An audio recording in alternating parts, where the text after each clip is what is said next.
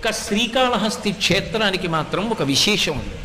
ఇక్కడ విఘ్నేశ్వరుడు అగస్త్యుని యొక్క పూజకు సంతసించి ఒక విశేషాన్ని ప్రకటించాడు.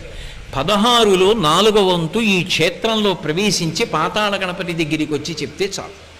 4 నామములు పలకాలి. ఇక్కడ గణపతి దగ్గరికి వెళ్ళి అథవా వెళ్ళి అక్కడ నిలబడి చెప్పి బయటికి వస్తుంటే వెనకాతల చాలామంది ఉండిపోతారు కదండి అనుకుంటే మెట్లు దిగక ముందే నిలబడి 4 నామములు చెప్పాలి. ఏమని చెప్పాలి అంటే గజాననారి అంటే ఏనుగు ముఖము కలిగినటువంటి అసురుడు, రాక్షసునికి శత్రువైనటువంటి వాడు. గజానన అంటే ఏనుగు ముఖం ఉన్నవాడు, అరి అంటే శత్రువు. గజాననారి ఏనుగు ముఖము కలిగినటువంటి రాక్షసునకు శత్రువైనటువంటి వాడా. అలాగే అగస్త్యుని చేత స్తోత్రము చేయబడినటువంటి వాడా. కనీసం నామంగా అక్కర్లా, ఇలా చెప్పినా చాలు. 3వది పరమ భాగవతోత్తములైన వారు ఎవరుంటారో వాళ్ళ యొక్క ఈప్సితములను నెరవేర్చేటటువంటి లక్షణము కలిగినటువంటి వాడా.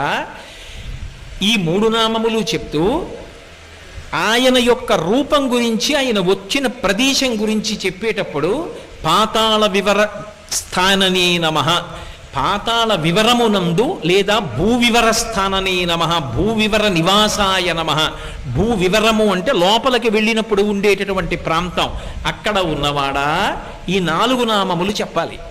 ఈ 4 నామములు కనీసం దేవాలయం దగ్గర ఓ బోర్డు అన్నా ఉండాలి, తెలియని వాళ్ళ కోసం. ఉంటే వెళ్ళేటటువంటి వాళ్ళ 4 నామములు చెప్పి మెట్లు దిగి విఘ్నేశ్వరుణ్ణి స్తోత్రం చేస్తారు, ఒక నమస్కారం చేస్తారు.